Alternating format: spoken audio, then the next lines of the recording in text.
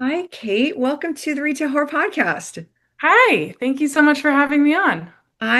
Okay, we just talked off camera. I'm all flustered just so anyone hearing this knows. I Zoom changed the way you send invites, and at the 11th hour I'm trying to resend an invite and it didn't.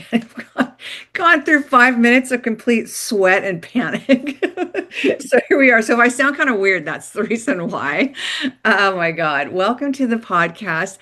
Give everyone a brief introduction to yourself and a little bit of where you worked prior. Sure. So my name is Kate Kauffman. I own Grease and Glitter Studio. I'm based in Vermont, and I offer merchandising and custom window displays and floor plans and layouts for independent retailers in New England.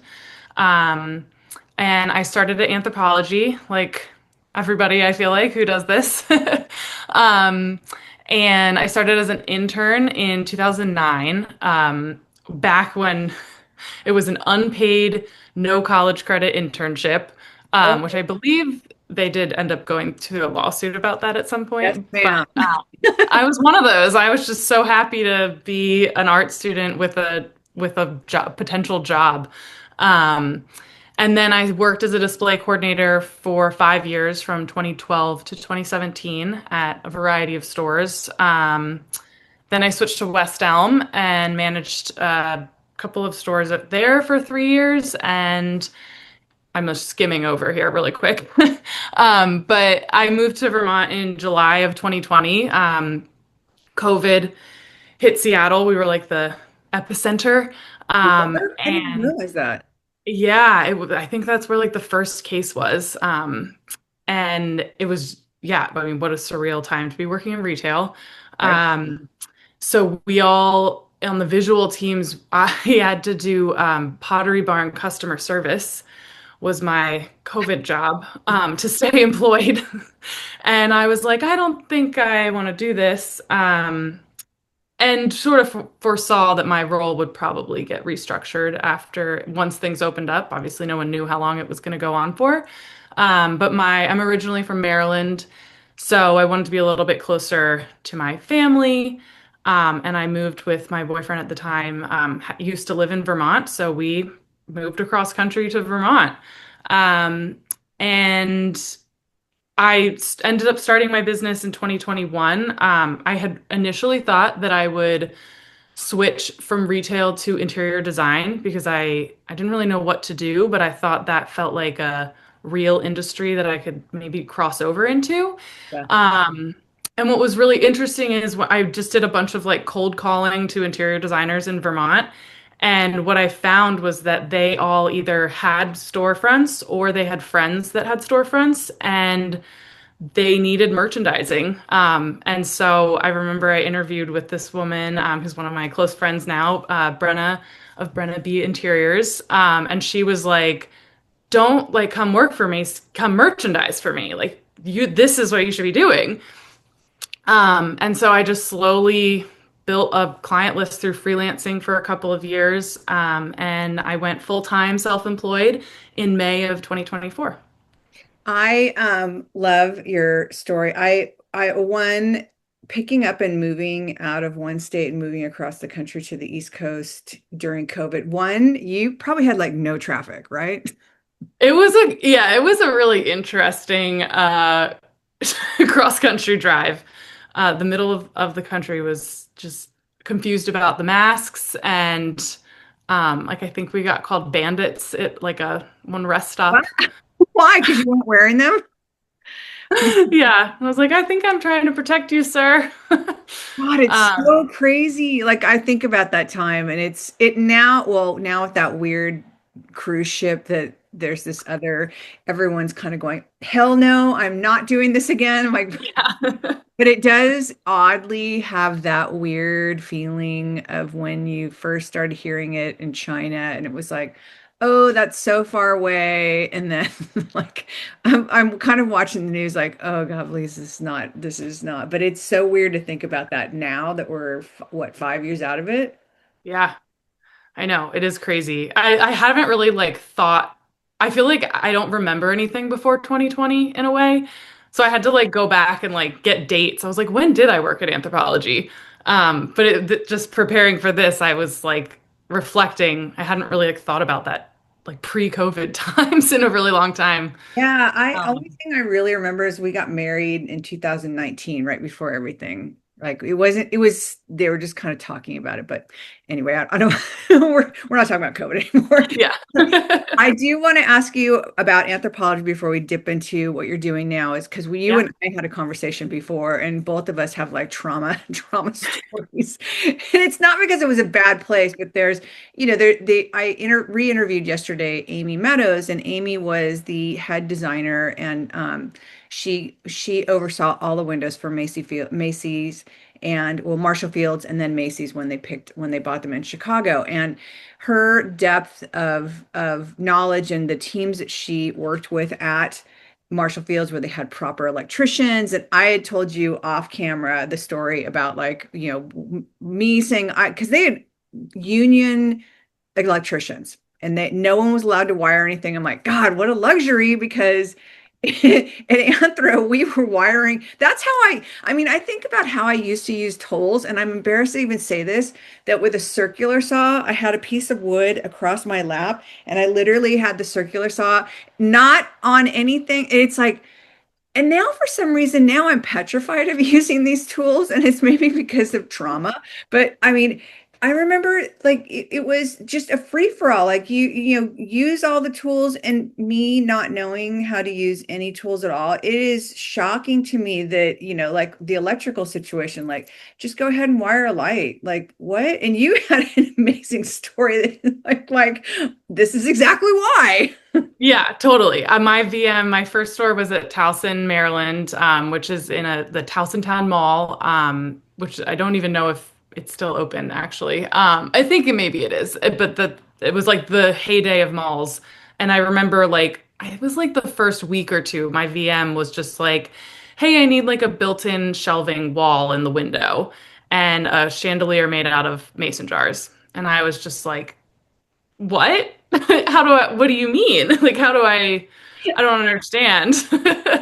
And she scared me so much. She ended up being a great VM, but I was just petrified of her at the beginning. And she just looked at me like just no sympathy and was like, YouTube it and figure it out. And I was just like, okay, all right, got it. Like, cool. Like, um, yeah, and with the mason jar chandelier, I YouTubed how to wire it, and I wrote down like white to, what striped or whatever, and I didn't do it right, and it exploded, and a I door like shot across the store. I was on top of a ladder, That's exactly and what we were Amy asked open. yesterday. You were Yeah. open. Yes, and I was just like, "Oh my God." And like, no, luckily no customers were hit. I think maybe I broke a plate or something because it was like over a tabletop display, obviously. Of course. Yeah, just always always really high stress at that job. So I felt as the display coordinator at least. Okay, so you kind of touched on when you were, how long were you an intern with no pay? Just for one summer. Okay, so Um, it's not as, I was like, I wonder how long that lasted. no, and I remember I don't think I thought anything of it. I just like needed something to do and was like, that was my favorite store. And it's actually a fun story how I got the internship is I was shopping with my mom and the display coordinator was installing a window. And I was like, oh my God, that's so cool. And like I was at school for studio art and sculpture. And my mom was just like, well, go ask her. Just go ask if there's like a program or something. And I was like, oh my God, this is so embarrassing. I'm not going to go up to this person, mom. And she like literally pushed me and was like, hi. Like she was the person that as a DC I hate because like this girl was on a ladder doing her install, probably on a really tight deadline. And my mom was just like, my daughter's in art school and she's wondering if there's an internship. And I was just like, oh my God, this is so mortifying. I'm so sorry for like, woo. And then, there was, and that, Suji, I forget what her last name was, but she was an amazing DC. And, I like interned under her for a summer. And that turned into be like my entire career. So I have my mom to thank for that, for just saying, just ask. Mom, I can only imagine. It's okay. So just so everyone understands, that I know I've talked about it before, but anthropology structure is it's a district. DC is a display coordinator, and they tend to be. You guys are art students. Like you're very talented. You are the slow game part of the picture because the displays are all handmade, so it's a much slower game where merchandise managers are co-run the store with the store manager, and we are responsible for the overall sight, sound, and scent of the whole picture. The display coordinators work hand in hand with you. And tend to be, most of us are ADD. Most of us are, it is a short game. It is very fast. It's, here's what you're rolling out this week. You have to make sure it's getting done. And that I don't think I could ever do. We talked about this. I could not do the display coordinator position because of how slow it is. And it takes patience. Like all these big scale displays, I always talk about the straw display. It was, 8,000 plastic straws that were tied. I don't even know if they were tied, glued, whatever, but they created like these big giant ice caves. I mean, it was insane, but that does not happen overnight. That is like weeks of preparation. And that's where I know I'm meant to be a merchandiser because my ADD kicks in about 10 minutes of doing something like that. And artists really like that's really like that calm and that patience and that really seeing the whole project through without trying to cut corners, which I am horribly known for. I just wanted to give everyone a little bit of background on that. So I love anthro with all of my heart. It did not come without stresses. I can tell you right now that it's the most amazing job, and everything that I do now has to do with anthropology. Is that kind of the same way now how you think about it?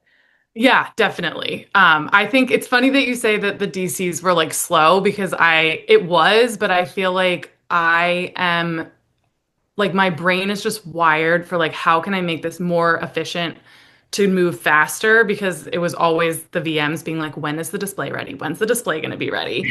And so like that's just like ingrained in me. But I feel like anthropology taught me like organization and delegation skills and like the ability to like look at a big project. We need this huge display.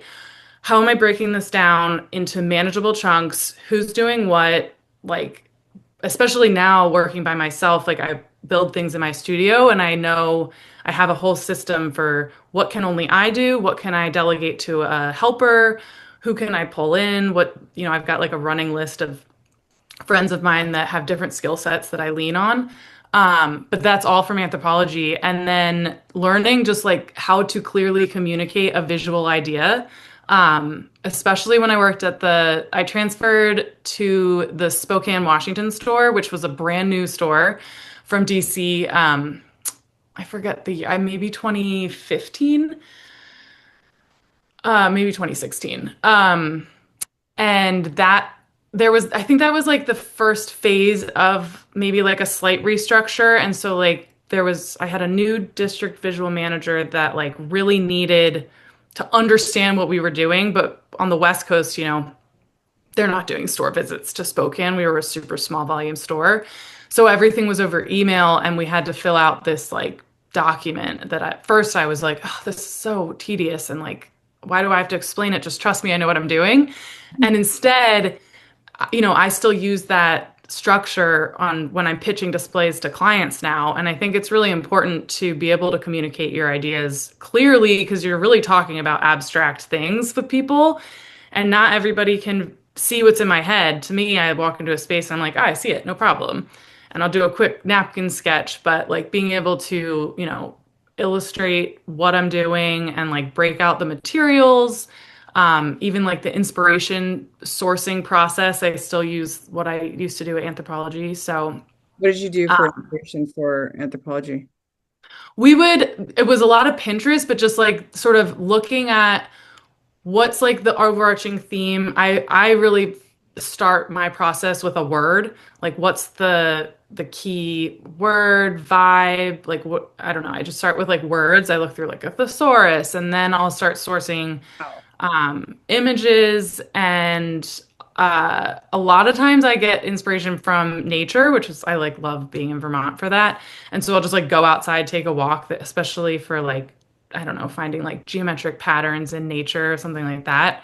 And then just like sort of going through like so like concept through words, visual texture, like what's the material, what could you do with that material, what's similar to a material, like walking through a hardware store and just being like I'm looking for something with dots.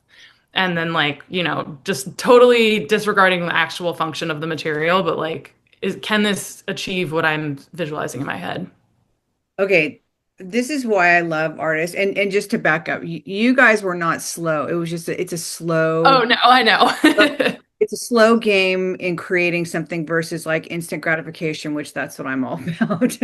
But the process that you guys go through for the art, I mean, it's true artist because I listen to how you research and how you get inspired. Like and Pinterest is my favorite. All of us can use Pinterest, but you just using a thesaurus for words is like it's so inspiring because it's so detailed. And again, it's down to a slow play. There's a thought process and it's very calculated on how you come up with these things. It's not just I'm for me, merchandising, it's a broader and I'm not doing anything artistic. I mean, what we're doing is creative, but it's not artistic. I'm not creating That's by hand. so funny because I merchandise like it almost feels like an extension of display and I apply some of those same things. Like when I'm thinking about how I'm setting up like a front of store, I'm like, I look at my new product assortment and I like find like a color. And I'm like, okay, I make sure that I have a color here. And is the composition balanced between where I've placed the color? Like, I think about it almost at like a granular level like that. Like there's a pop of pink and it's hanging, so your eye's up here. So now I need a pop of pink on the table, so you're coming down here. But then I make call sure it there's a thread. pop in the back so that you keep going into the store. Um, It's yeah, I love that because I call that pop of color. So I'll have a thread of color that goes through yeah, for Levant that I'm doing right now. It's all their packaging.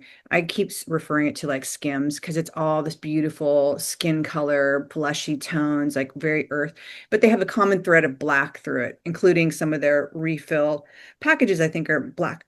So that's been my color, but it's interesting to hear you say that because, and I don't know if that must have come from anthropology for me because I don't know where I would have ever picked that up in my display. But with anthro, one of the things we talked about was, you guys were under such insane stresses of like time, like and there's no way of explaining to you guys so we would get, and I don't know if it was the same during your day because it was pre computers, pre all this.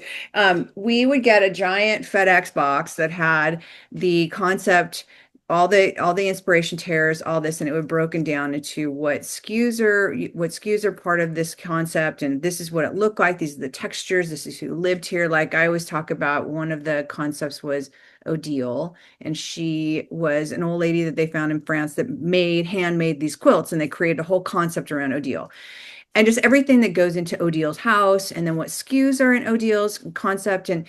But and the display coordinators had their display elements that they had to do for that concept, and then we had the merchandising part. And you mentioned a store visit, so store visits were, I still, and for those who listen that know me from Anthro, when I get tired and stressed, I will cry. I'm not, it still happens, not as much, but these store visits, you are working hours that you can't even like 14 hours a day. And it's all for this one stupid walkthrough. I was in Third Street Promenade. So it's a two-story store and it's massive. And it's like every single inch of the store is supposed to be re-merchandised. Your concepts are supposed to be there, the windows, like all the mannequins, like every single element of display. And then they have this walkthrough, and I had the president, the vice president, the director of sales, the director of visuals. I mean, it was like 20 people doing this walkthrough. And ultimately, every single time, they'd always stop. And I still don't know why they do this, but they always stop in the one section you can't get to. And they point to it and like, what happened here? And I was so tired. I literally started crying in the middle of this walkthrough. And I just remember one of the guys that we work with, Muhammad, who is so amazing. Muhammad's on, no, no, ma'am, no, ma'am, you are not doing this. And he just turned me around. I just said, I'll be right back. And I just walked away. And then I came back, gathered myself, and I said, okay, moving on. We're not even going to talk about this section. Tell me a little bit about your walkthrough trauma. Yeah, so it's funny because I worked at some smaller stores, so I don't think we ever had that big of it was usually just like district, maybe regional managers. But I feel like for a lot of them, the DCs were like told to stay in the back, and then we would be called out when we needed to talk about the window.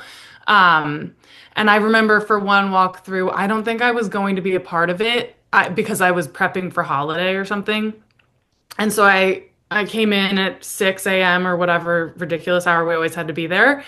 And I was wearing shorts, and my VM was like, "You can't wear that." And I was like, "I'm gonna be in the back wearing an apron, working with power tools all day. Like, I don't, what do you mean?" And she was like, "We have a walkthrough today. You need to go home and change." And she sent me home to go put on like a dress or denim, like pants. She was like, you can't be seen like this." And I was like, "But I'm not gonna be seen. I'm in the back working." Um, and yeah, so that was, I always remember that. And so now I feel like that's something that I do. I always think about what I'm wearing when I go to a client. Like I don't know, I just like can't not You look have like totally anthro different takeaways. presentable.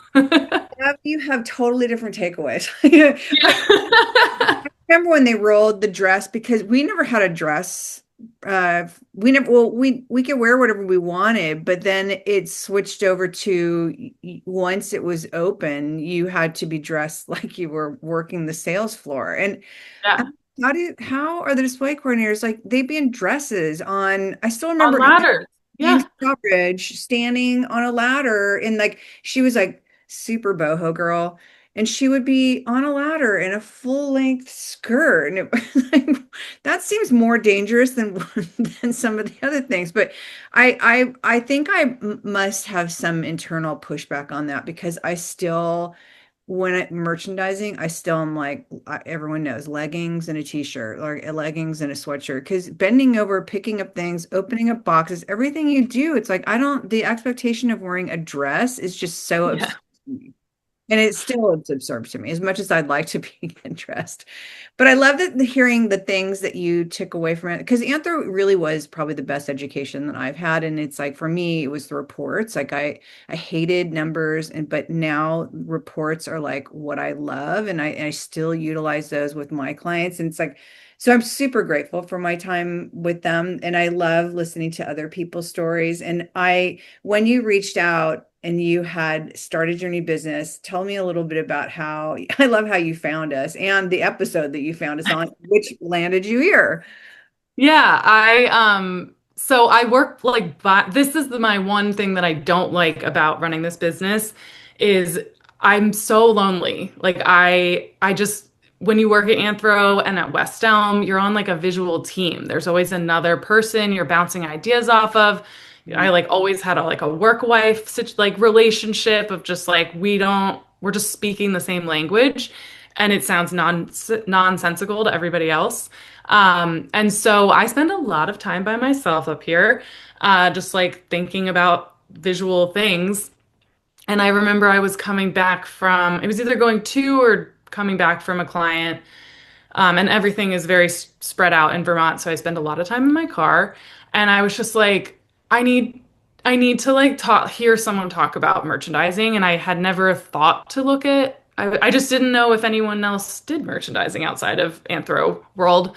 And so I typed into Spotify, like merchandising podcast, and yours was one of the first that came up. And I saw that you had an Anthro background and clicked on it and was just like, oh my God, this is amazing. And then, yeah, earlier this year, I was listening to one of the Shelf Talk episodes with you and Susan, and you guys asked, like, where's the next generation of merchandisers? Is anyone doing this? And so I reached out and I was like, I'm up in Vermont doing it. I love that because it's true. Like, for us, we're all 50, 60. A lot of the showroom owners are older, and you are there's such a small amount of people that understand display and merchandising to this level. And it's funny because when I go to talk to people or when I go to stores and I mean, I'm getting more traction off of TikTok. It's crazy because it's something that no one talks about. And when I've talked to customers, they're like, you can tell when you go into a store, you can tell either they're obviously a very good merchandiser or they have a merchandiser. And they said it's like you can see that, but then you go to try and find them and they're like unicorns. It's like you're out there, but it's very hard to find you. And I wonder how many like how many younger display merchandisers are out there because it is like what does happen to the next leg of retail in the next 20 years? Like, because I mean, I hate to say it, like I can't afford to not be working, but I certainly can't be working when I'm in my 80s, which is 20 years away. Yeah, and merchandising is so physically demanding. Like the days when I do my long, like a full merch, like overhaul, and I'm moving every fixture in a store, I come home and I'm just like, I can't move. So I love I'm that. concerned on how I'm going to continue doing it. Yeah, But guys, it is interesting. Like I have followed the DCs that were like in my sort of generation of anthro, and I think when I was leaving anthro, Instagram was like just starting, and I remember that the company was like, don't share behind the scenes process, which is like so different now. But I remember getting like other DC's, Instagram accounts at like store openings and stuff. And I've kept in touch and like followed. I feel like we all follow each other. And it's so interesting to see where everybody has gone. And I feel like most people have leaned into the display side, or they've gotten into like wedding props and like setups and things like that, and like the event industry. But yeah, I never really thought that I would do merchandising. That just sort of has become something that's like my core offering since moving to Vermont. Um, and yeah, and now I'm looking for a merchandising assistant for my business, which is terrifying and exciting. And I'm asking myself the same question. Like, I'm not sure where to start. Like, are people interested in working in retail? Like, this isn't really working in retail. You're not selling it, but like the visual side of it. So yeah, I think it is, you know, I think that Vermont specifically has like a workforce issue. We're definitely an aging state. So, I hope to like find some younger people to like get excited and train. turns out I would guess it's because it's like it's a different generation of kids that are coming up now, and like all the younger generation has been raised on their iPhone, their iPad, and their laptop, and the physical hand touch and that creation, it doesn't really exist. Like installation artists are the only people that I can think of that really use their hands, it's not all on some type of device. And that is another whole aging thing, is like what happens, because I mean, I know Anthro kind of came away from that when they brought the new president in. He came out of Under Armour. His job was to make sure they became profitable again, and all the people I worked for are all gone because of the scale. I can't even imagine what their pay must have been by that point. But it's they still, I think, is it I'm guessing from afar, the bigger stores like Rock Center and those guys that do more volume are the ones that still have that really intricate display part. And then everybody else, it's like a lot of it feels like the images, except though, okay, in my same breath right now though, that window they just rolled out this month, like With the holy, ice cream yeah, cones. that Oh, seems so like they're good. doing bigger. I think there's still art happening, and this again from the outside, but it seems like there's lots of less of the little things that went throughout the whole store, and it's really focused on like the really big impact things. Is that a fair assumption?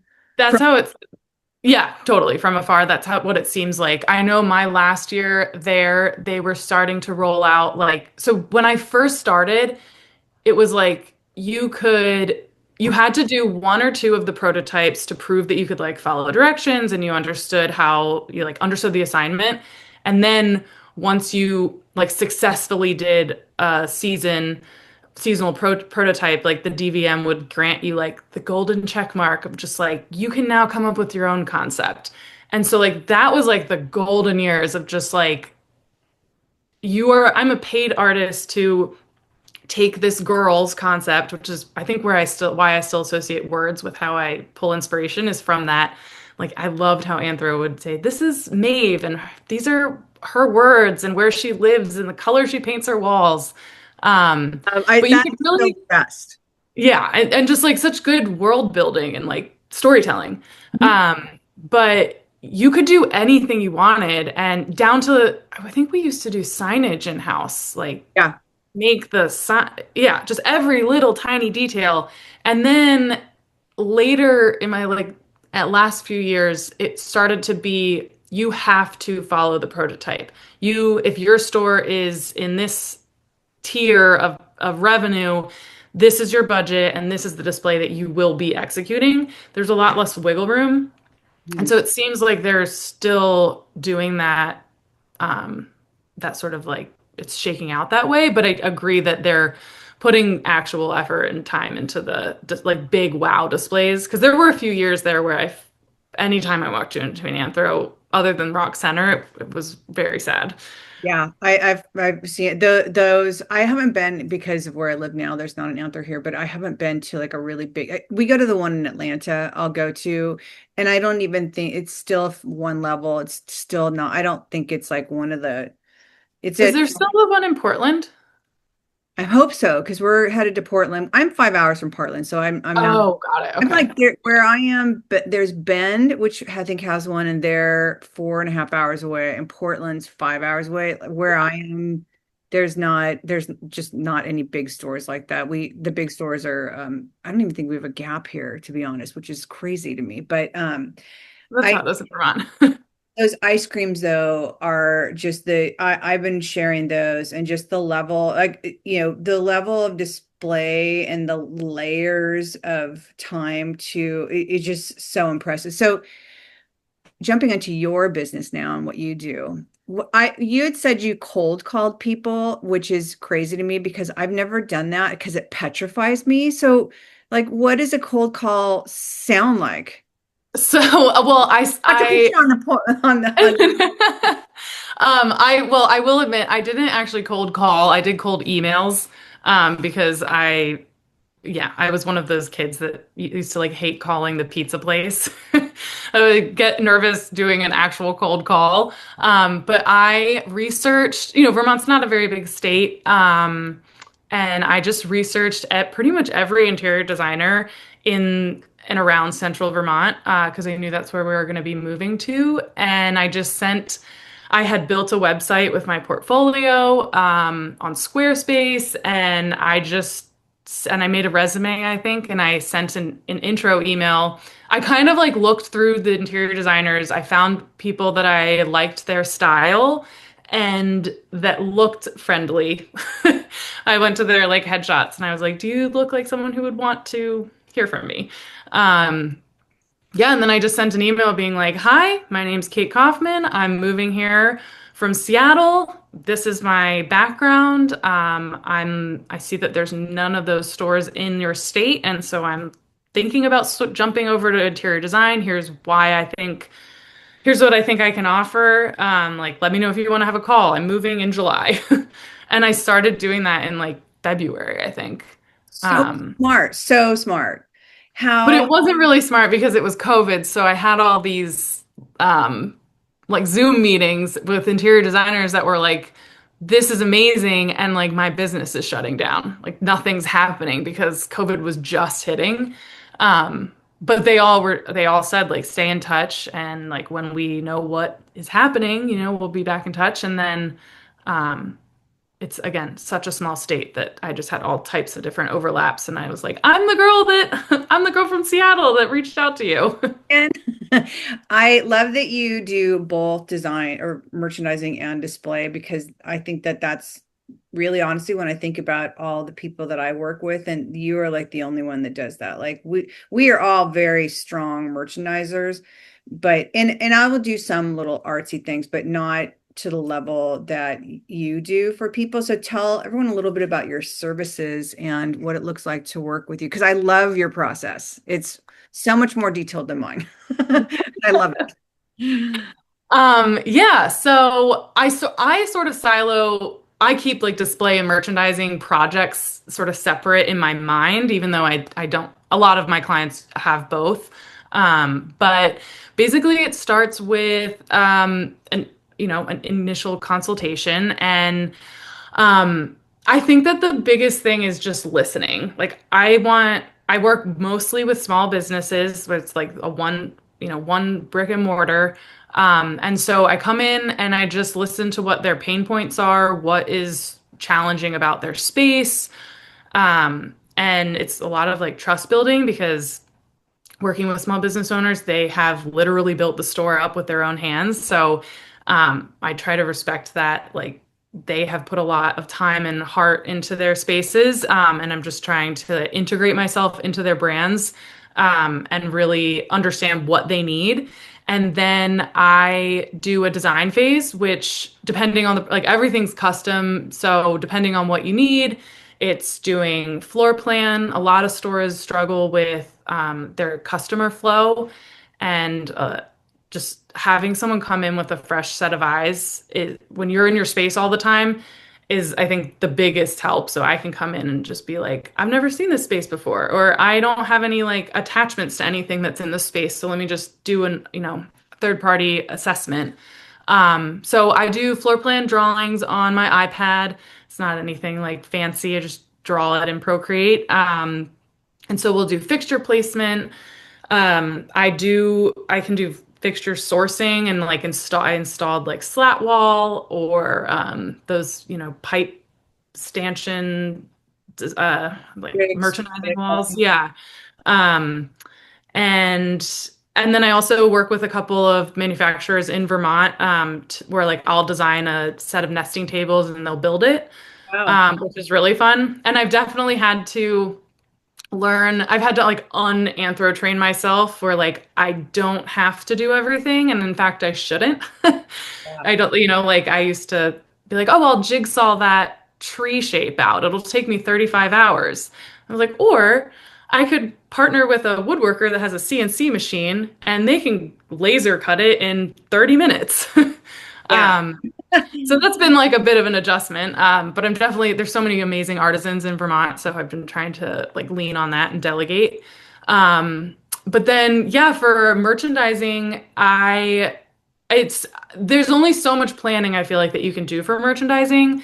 For a new store opening, that's something different. But if I'm coming in and just doing like a refresh, I usually do an hour meeting the week before our session to find out like what's the new product that you have coming in, what are you trying to highlight, and what hasn't been moving that you want to be moving. So I'm like a little more I don't like look at the reports, but it's more just like a conversation. And then I'll come in with this year I have been working with the merchandising assistant for almost all of my jobs. Just because it's so nice to come in and get 8 hours of work done in 4 hours. So we'll Yeah. come in at like 8 a.m., 8 to 12, and we just hit the ground running and just start merchandising. It's just like a hands-on process. And um, yeah, there's definitely a lot of like trust building before we get to that point, because it's just like a feel thing for me and like an eye. So it's hard for me to be like, I'm gonna put this dress right here. I'm like, I just, you tell me the big points like that I need to hit, and I've got my checklist, and then I don't really know how to, I just sort of get into a creative flow and just Well, like, it's funny you say that about the intuition, act.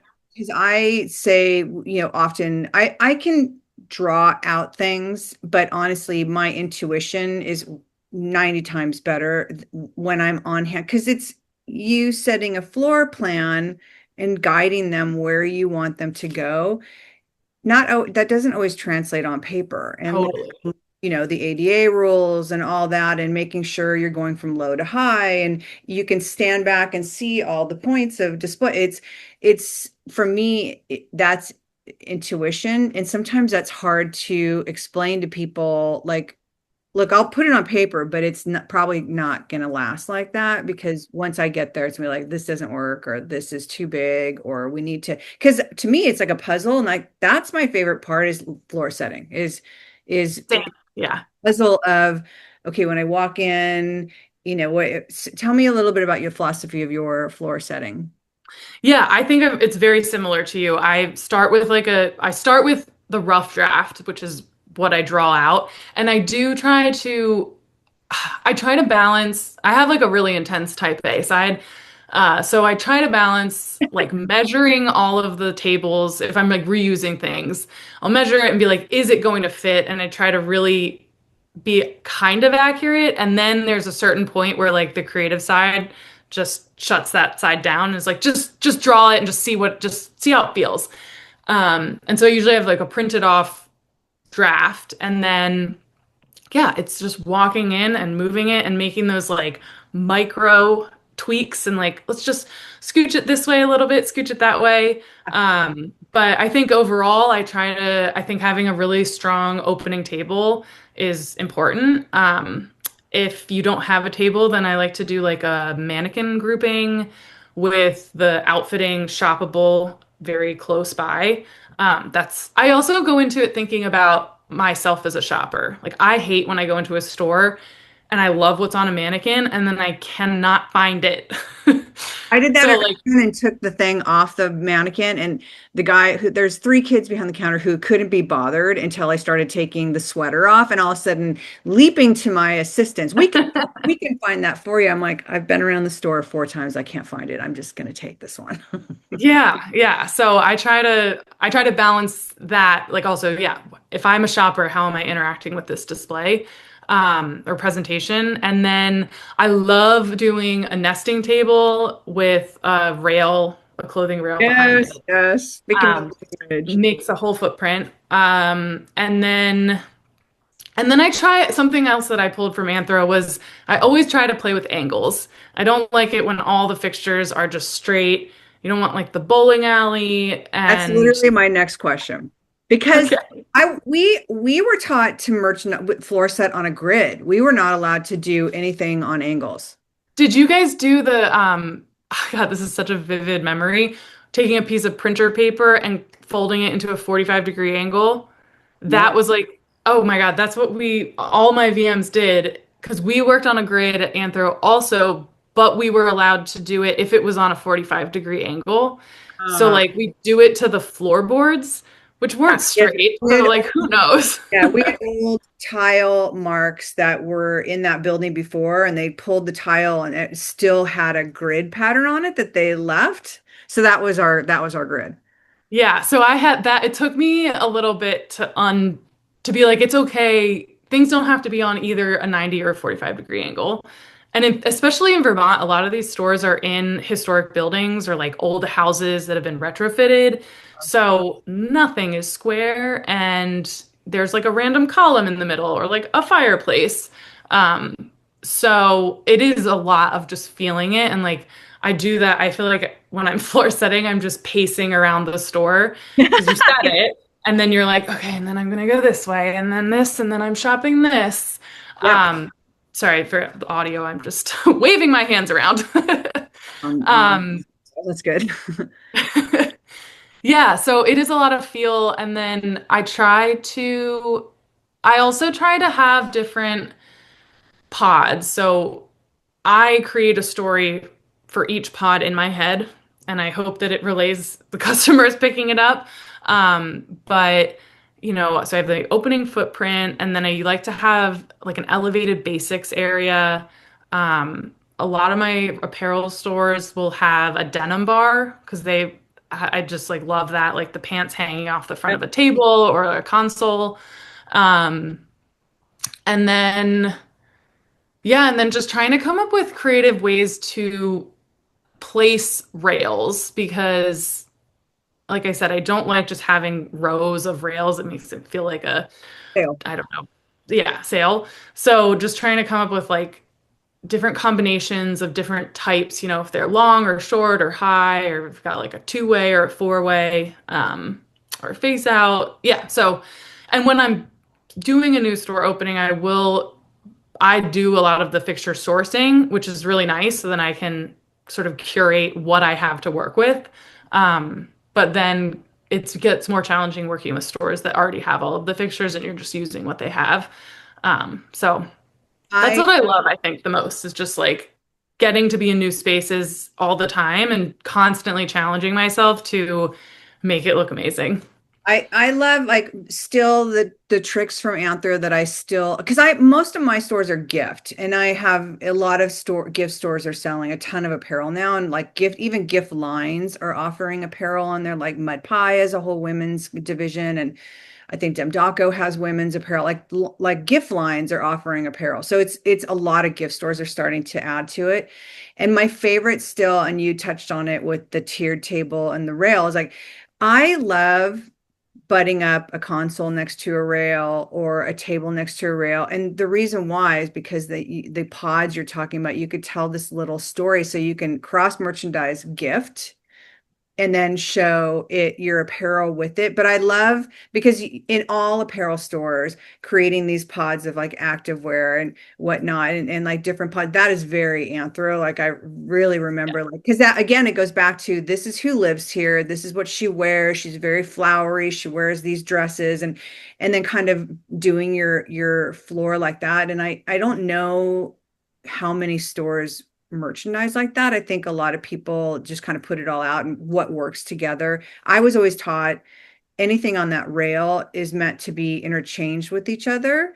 That, you can shop this denim and there's four different shirts you can do with it. And then to do that little table next to it with the other items that are complementing it, but create add-on sales. Like cold weather shop was still my favorite at Christmas time, like the winter, like the cold weather. And I still do cold weather shops for people because it's like to me, it's like so much fun and it's so giftable and the accessories and whatnot. But I love hearing how like you set floors because I think for people listening that are all apparel, I think that there's like if you think in pods, it makes your merchandising so much easier.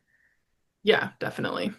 And it's funny, I love merchandising apparel, but I think I work with so many different types of stores. I would say probably I only have a handful of apparel stores. Mm. Um, so all the other ones are just so, yeah, I mean, it's just such a wide variety. I've worked with like a dispensary all the way to the retail section for a brewery. And then I did an art supply store last year, which was just so many SKUs. I was like, this is so much product.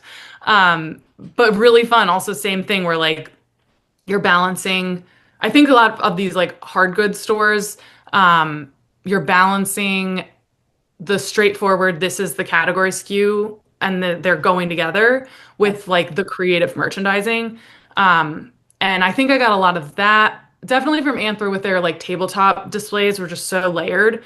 But also West Elm, that working for them was really an amazing experience because I had to really think about telling the whole story with big pieces of furniture down to how's the coffee table styled. Um, and so, like for this art supply store in Middlebury, I she had the like journals and pens, and it was just on a flat surface. And so I just think of height, like I don't want to just see notebooks on a flat table. So building up, like stacking the notebooks differently and cross merchandising, even with in between like hard goods, so like pens with washi tape with the journal, like I would buy all of this together. And yeah, just taking that same concept. I So think fun. that's so important. I think that the cross merchandising, people get kind of tied up in it. And I spoke to Seattle Market the other day, and one of the things was like, your tables are really meant to be curated, and it doesn't mean like everything goes on, like it's all new, it's like, no, no, no. Like, for me, I was telling like, yes, you want to show your new product, it's like that's, but change it then. Like if you have a lot of product, like change that focal table once a week if you need to in order just so you don't load it up with everything. And architecture, I just did a solo, which will be out. This will probably be out after it, I think.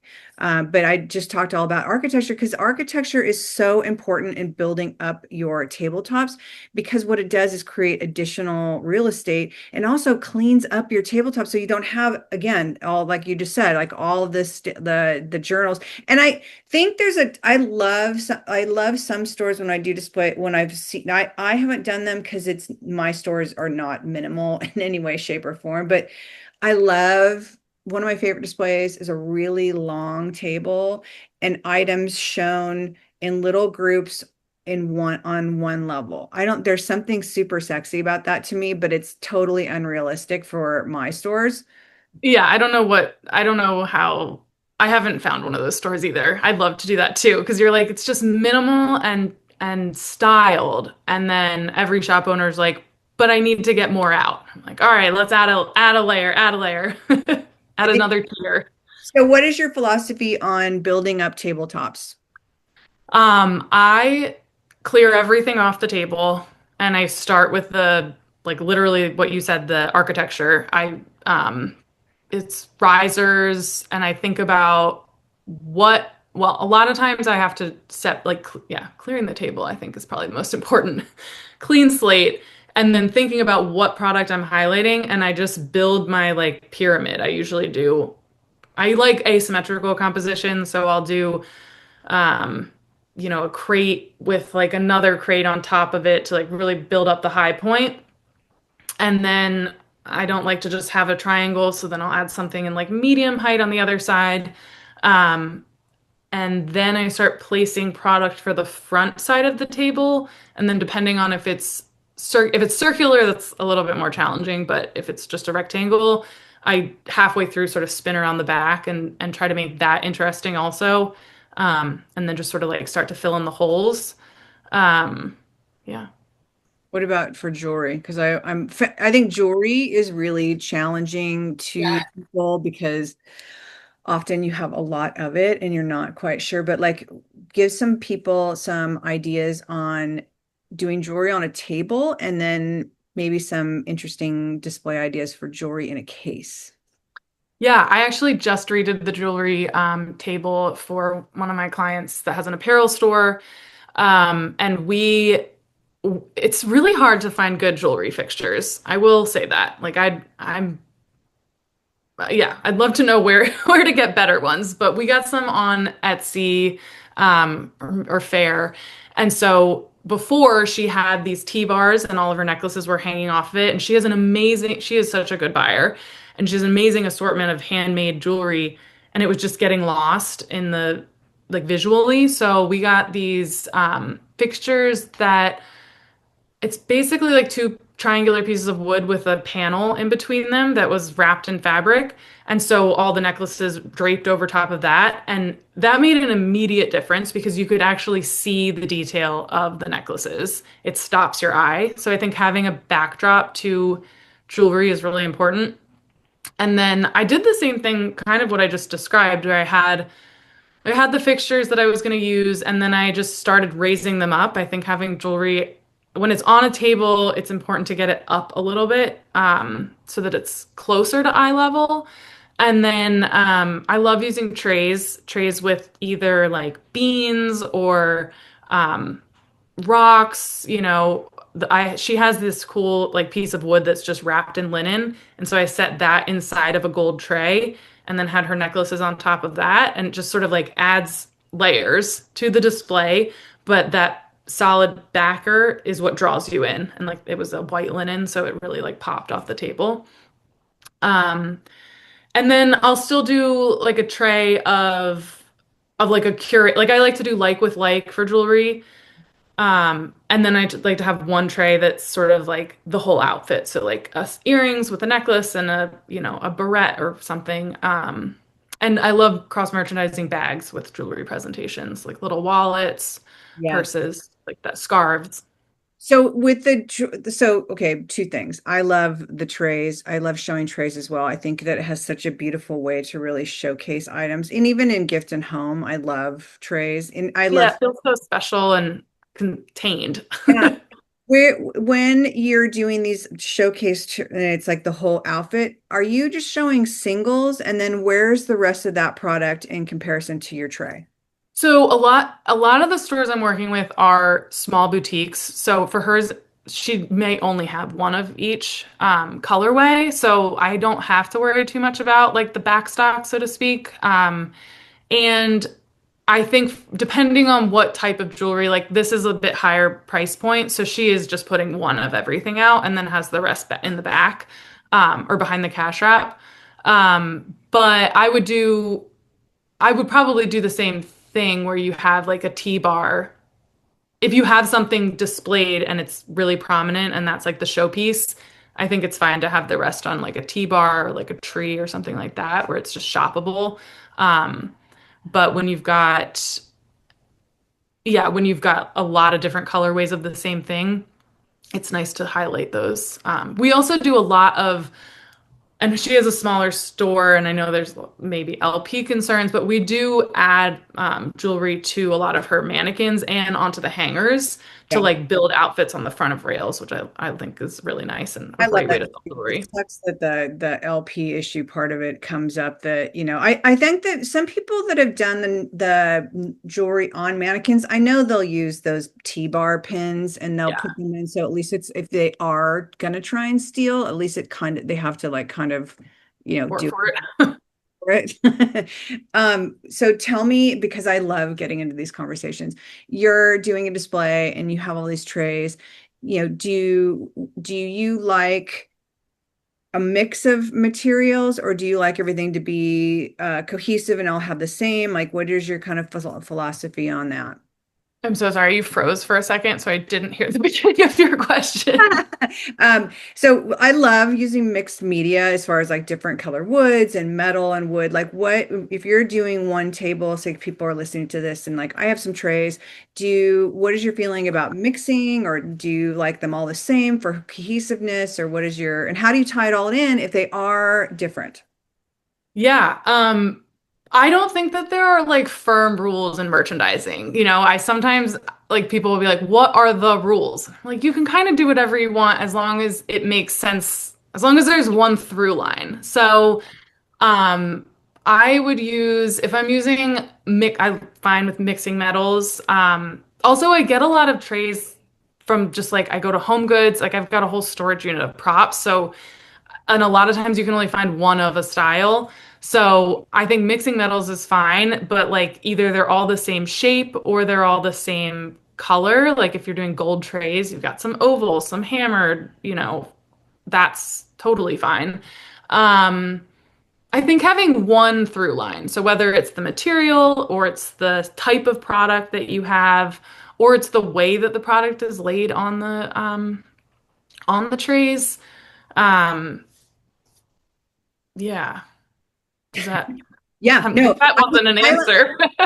all the things that people like, getting somebody like you on the phone and like really being able to ask like detailed questions about like, well, I have trays, but is it okay if they're like this? Because so beans, would it be all the same beans? I'm assuming Yeah. yes. Oh, totally. Yes. Yes. Yeah. Like something needs to Correct. be the same. Yeah. You could have Um, different color wood trays and all the same bean, and that's your cohesiveness. yes. Yeah. And I like to think of it again, like coming from the visual side is like when you step back, are the beans white or are they black? Like what color is your table? What color is the tray?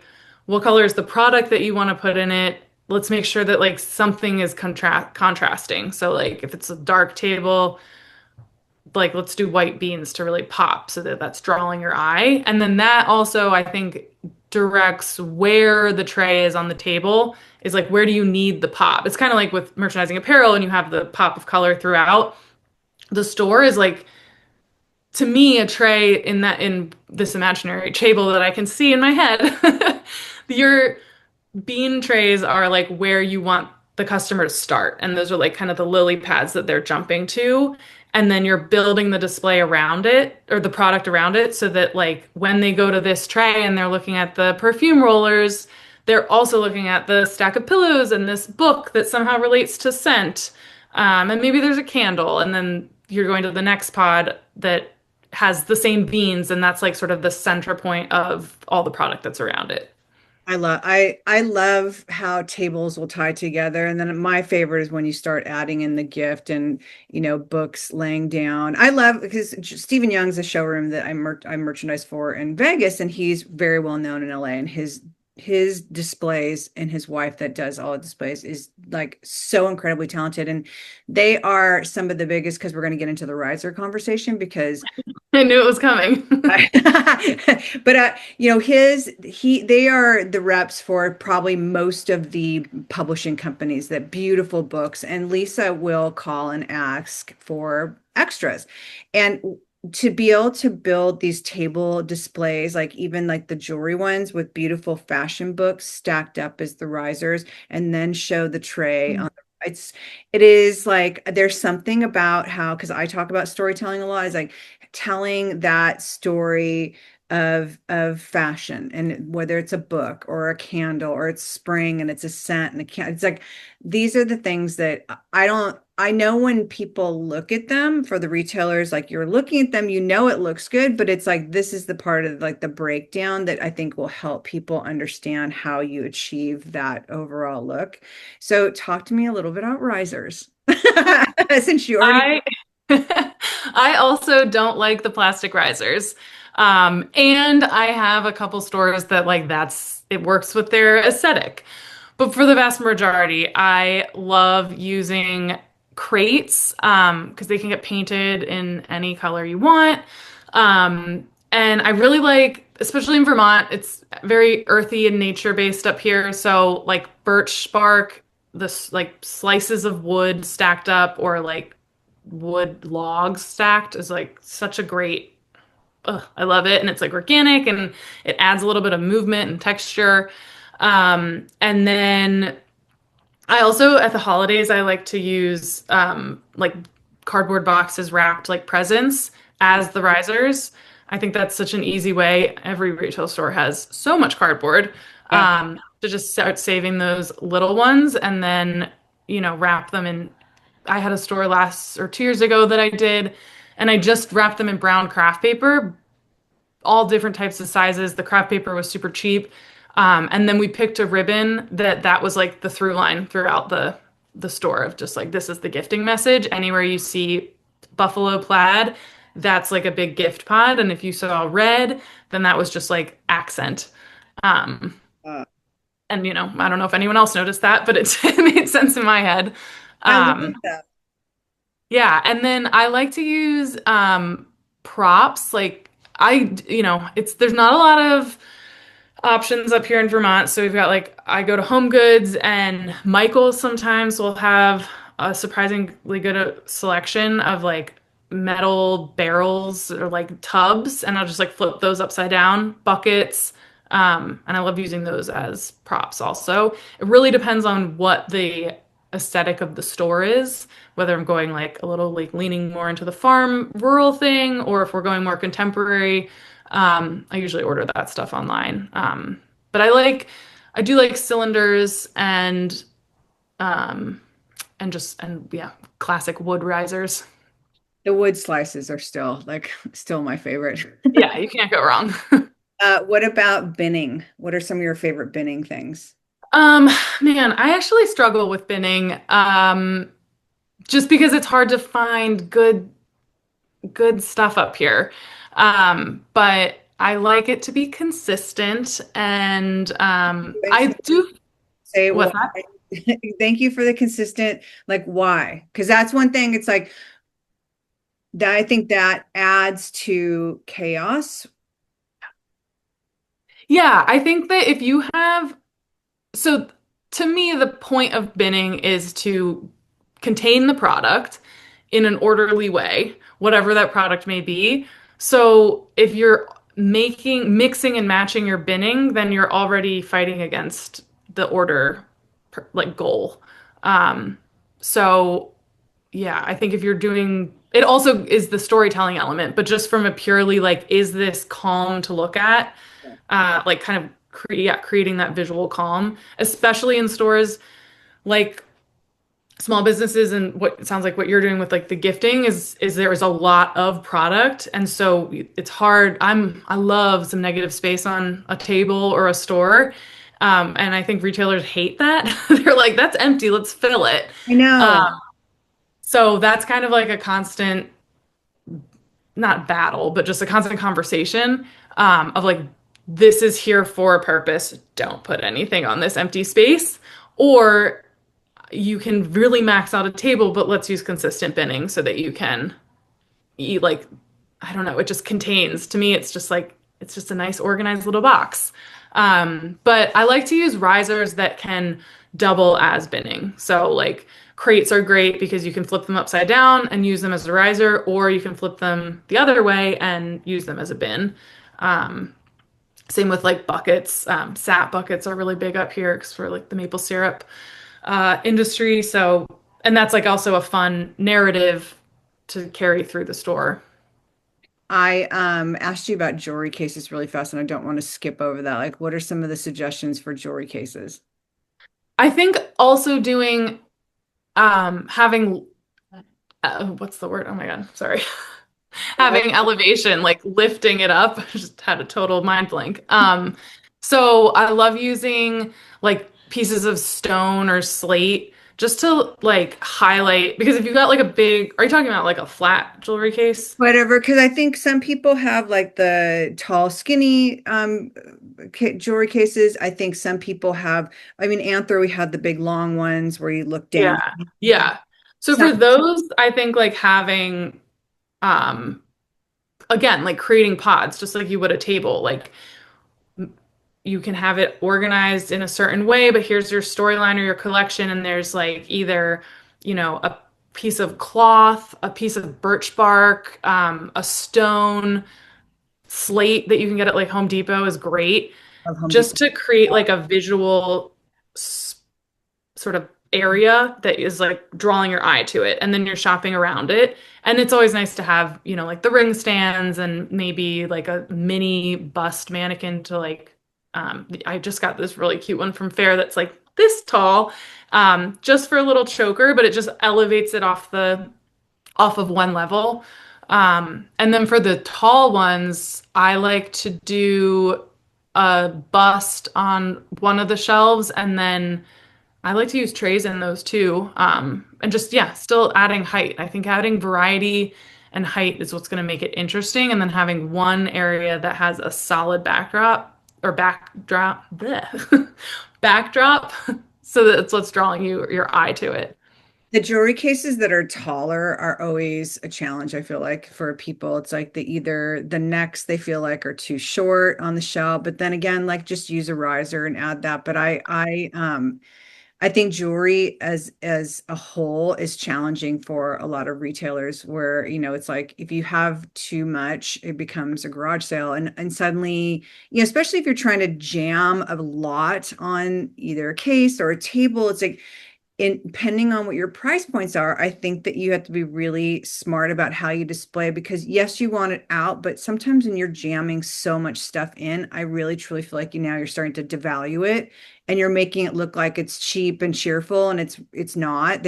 So you go up to the table and you think, "Oh, these are so cute." And they're all 100 plus and it's like that then now you're dealing with sticker shock from the customer. It's like it's not cheap and cheer. So I think it's a fine line that people get caught up in. Yeah, I just did a post yesterday about how like editing less is more a lot of times, and I think that's definitely the case with jewelry, especially when it's higher price point. You want it to feel curated and bespoke and special. And so I think I try, yeah, not just throwing it all in there because you want to get it out. Like really try to tell the story on each of those shelves, like, and have it be different. Don't have a bust and a T-bar on every single one.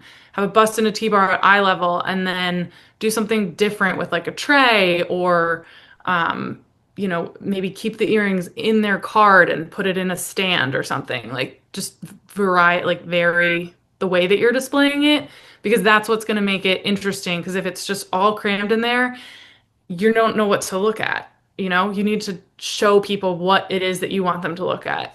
And that's the same thing as you talked about the negative space. It's like that's you need a place for your eyes to rest because often, and I always tell people, like, when you're in your stores and you're seeing something that's not selling, stand back and take a look at it. Like, watch how people are walking, watch how people are approaching it, watch, like, do they start engaging in it and then they just stop? And it's like often, sometimes it ends up being, it's just too overwhelming. There's too much, and Totally. somebody's like, I can't deal with this right now. It's all really cute. I just can't deal with it right now. And it's like those negative spaces, that's what that's for, is to give your eye a break. So it's like, don't fill those spaces, everybody, because I swear to God, like, I've gone and set stores and it's beautifully empty, and I come back and it's like one of my old accounts and it's like it's fucking littered with, like, it was a crystal store. It's like it was all clean and things were binned and it was tight and cohesive. And I came back and it's granted it's a couple weeks. They got shipments in, the kids didn't know where to put it, but you come back and it's like every single inch of the negative space is gone. Well, there was room there. It's like, okay, just because you can doesn't mean you should. And it's interesting. I totally agree. And it's interesting because I'll have that happen at stores and I still when I leave, I haven't taken anything off the floor, but it feels more contained. Like Yes. you just have to be thoughtful about how where you're putting things and like especially yeah, I do get store owners who will be like, "Well, where did you put it all?" And I'm like, "It's in there. It just you need to like tighten it up or instead of having candles spread out, I feel like that's sort of like the slow leach of things. Like keep them in tight rows, stacks like vertical. Don't let it like bleed out onto the table. Yeah, just All like aligned keep it items. tight, clusters.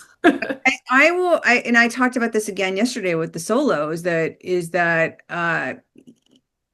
people think often when they're starting to get low in inventory, people, if you have six candles, people will take the six candles and put two, two, and two, and three totally separate places. And it's like you actually are making it look like you have less inventory. And it is having a merchandiser, a seasoned merchandiser come in and I I'm going to be careful how I say this. I know that often you think you guys are like the best merchandiser, but you're super packed. You don't understand why it feels so full. Talk to a seasoned merchandiser, because some of the tricks and what we have learned and how to merchandise that, it does lighten, it makes it look lighter. And I like Lit Concept was one of my stores, and they're like I don't know how many square, it's a massive two-story antique store. And I've started doing storytelling in vignettes versus like an old, his dad was old school, one of the best antiquers in California. And it was like stack it high and watch it fly, like, three case lines all stacked up together. And it was like this maze of going through, and they all worked on angles. And when I came in there and did the first flip, Kevin, his son, was like, how did you, okay, I don't understand. I can see, you could see everything now and it feels open and it's not so, but I don't know how you did it. I really don't. And he's, every single time I leave the store now, even still now, he's like, I still don't understand. Like, you just placed an entire like container full of brand new merchandise and it doesn't feel full, and we're not on angles anymore. Because my thing with angles is that it eats up so much real estate, that like, you have a corner of your store and you have a sofa or a table at an angle. It's like you just ate up like that whole entire corner. And that's like, if you run it vertically and then you can do a rail next to it and then another round table, you've just now fit in twice the amount of inventory in that corner as opposed to having something at an angle. But all these tricks and tips that we come with from years of, this is what you're paying a merchandiser for, and to understand how flow works, and to understand how to create add-on sales, and to understand how to deflate the look of too much merchandise, but it's still there. Yeah, it totally, you said this earlier that you think of it as like a puzzle. That's how I think about floor layouts, but also placing new product. It's like you start with your, like, this is all the new product. Okay, it just needs to, it's just a game of Tetris. Like, how's it all fit together? And I think that's when I get into my deepest, like, flow state is when you're just like, okay, yes, and this is going to go on this table, but I'm going to pull this away because, oh, I have the perfect spot for it. And like it doesn't make I don't it probably looks hilarious when I'm in it because I get really excited and it just start I feel like I'm moving at turbo speed. But like if you asked me why I was moving this from like point A to point B, I couldn't necessarily verbalize it in that moment. I'm just like it just has to go here. I Um, I don't know about you, and I'm assuming it's the same thing, but I know when I get into that flow, I personally, I love when I can convince an owner, like, let me just go in when you're not open and let me just do my thing and have you come in and it's like this ta-da moment.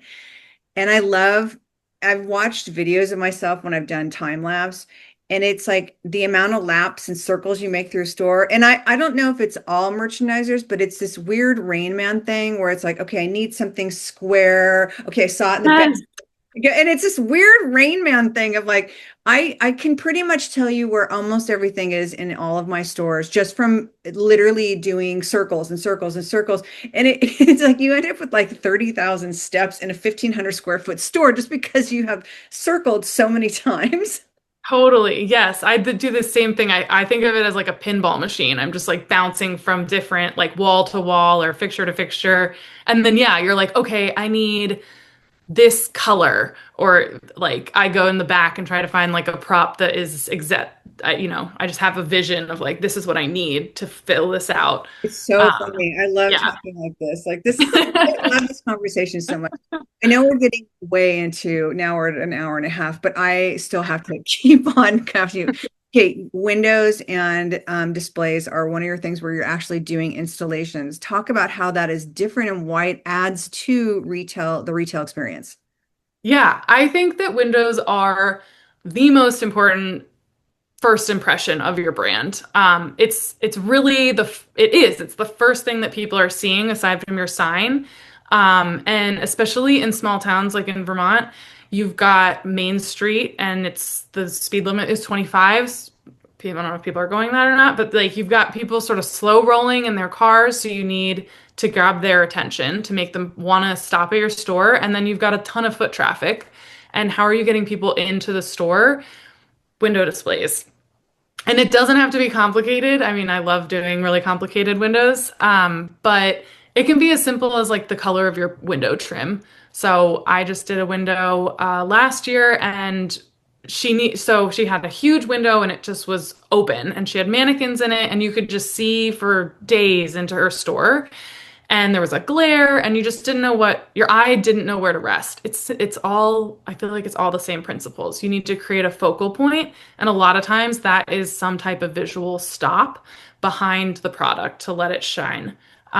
But we ended up doing these beautiful hand dyed and sewn panels. I really got myself into I Oh, pitched it and then I was like, oh, I have to sew straight lines for 8 feet. Okay.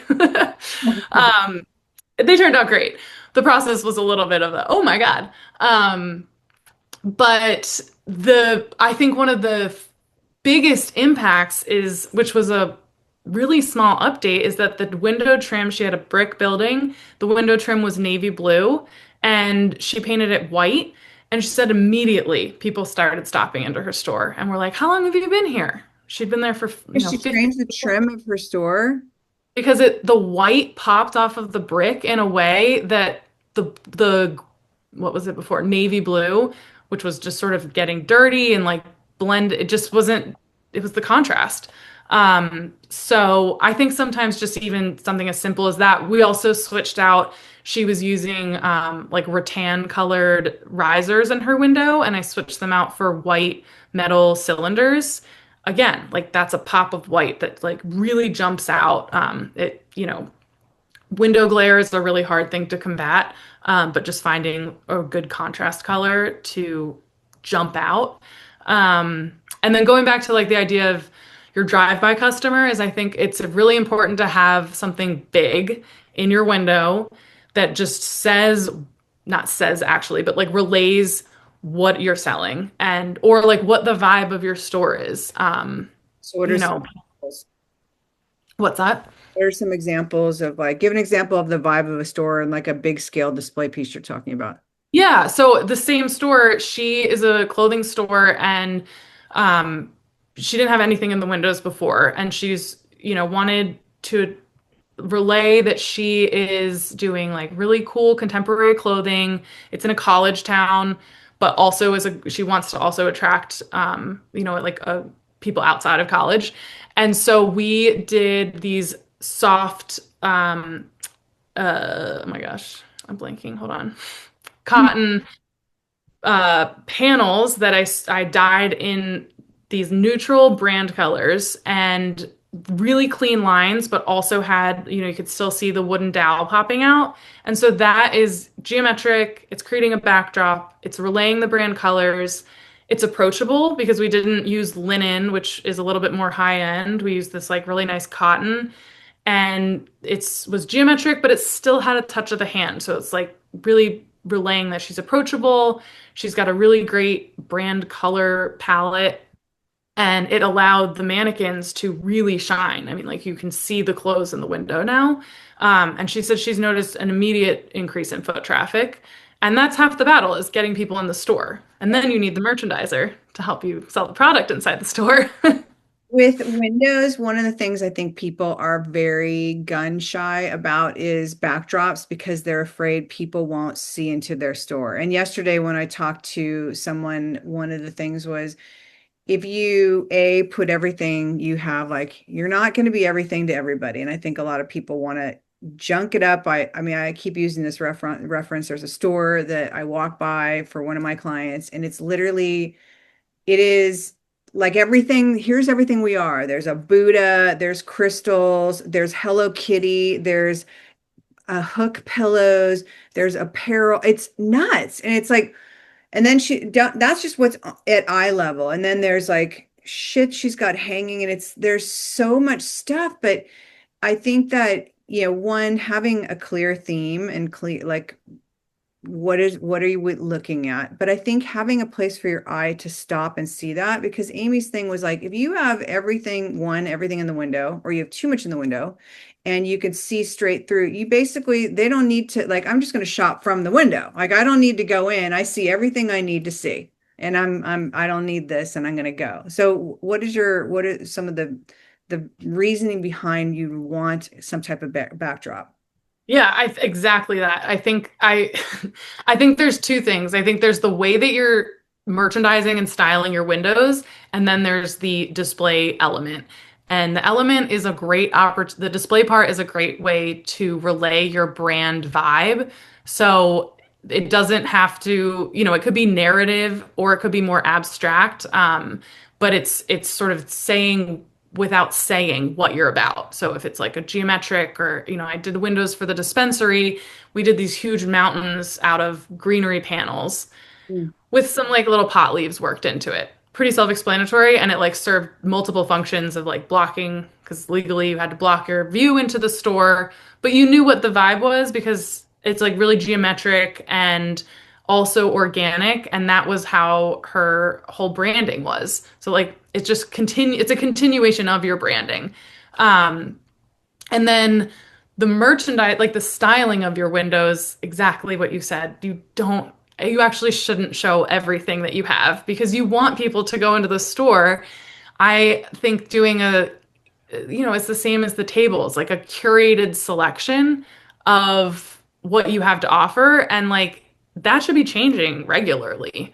Like I'll set the How often windows, but do you say? Like, because I have my view.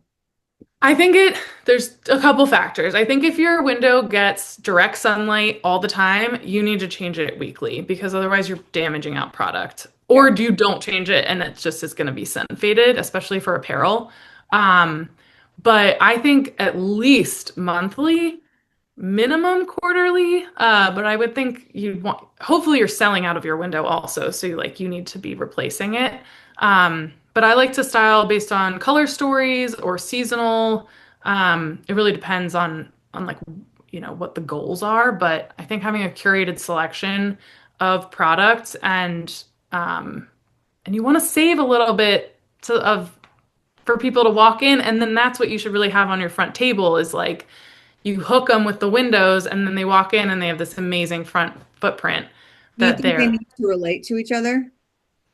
not always. I think a lot of times it's important to I think a lot of times you put your best product in the window, so you also put your best product on the front wish. She's so cute. She's like Um, sitting at my feet, like pawing at me. So I'm like quietly picking up Matilda. Um, yeah, I think having some of your best product in the window makes sense, and it should also be on your front table. how often would you say to change your front table? Depends on how often you're getting new product in, but probably monthly. Thank you. I would. Was the third answer. Your window, to me, your window and your entry table as you're walking by, especially if you're in a neighborhood that you have a lot of like restaurant traffic and there's just a lot of people walking by, is that those people, your window and your focal table are both telling people like your new intros or seasonal change. And if you don't change them often enough, you have people walking by your windows and they're going to look in and it hasn't changed and the automatic and to them is like they don't have anything new and you very well but you haven't shown that to so you change is very important when it comes to retail. Yes, and that's like my favorite thing to hear from my clients is when I come in merchandise and they'll be like, I've had this item for months and it hasn't moved, and you moved it, and now suddenly everyone's asking where it's been. I'm like, yeah, it doesn't actually matter how old it is, it just matters where it's placed. And if it's been changed out, even like the way that you're like folding a sweater. I have to even check myself sometimes. I'm like, have I been folding this sweater just this with the same arm pattern, but moving it around into a different spot? Like, let's hang it or let's fold it in a different way. Um, or let's put it on a mannequin. Just, yeah, always rotating it out so that it feels fresh. And I think that applies for windows too. Something else that a couple stores of mine have done is that they'll have a social media like theme that they're doing on their Instagram. And then I'm like, let's take that Oh, I and love that. highlight that product in your window or on your front table. And that continues like the brand Yes, cohesiveness. I love that. Consistency. Jesus. It also continues on that storytelling. So the same, because a lot of people will say, and I think now, and add this to it, is like your websites. Like a lot of people say that there's a disconnect between websites and the retail space. And I think if you link them together like this, like what you're promoting also reflects to your store, that also reflects to your Instagram account, and like all these things working together. So it's like the same storytelling message, like in people's faces. Yeah, exactly. The art store that I worked with last year did like a holiday gift guide, and she sent out a newsletter, I think, and then was highlighting it on her socials. And so for her merchandising strategy for the holidays, we literally made like I had crates that we used with like fun crinkle paper and consistent signage. And like this was, for the working mom and for the young artist. And we styled one of everything from her guide in as like a little display on the different areas. And then all that product was shoppable around it. Oh So my like God. that's a great way to, it's really easy during the holidays for gifting, but yeah, I think especially in this day and age where like everything is digital, you want to like bridge that gap between the digital experience and the in-store I experience. love that. Oh my God, I love that. Okay, I know we have crossed into a very long time.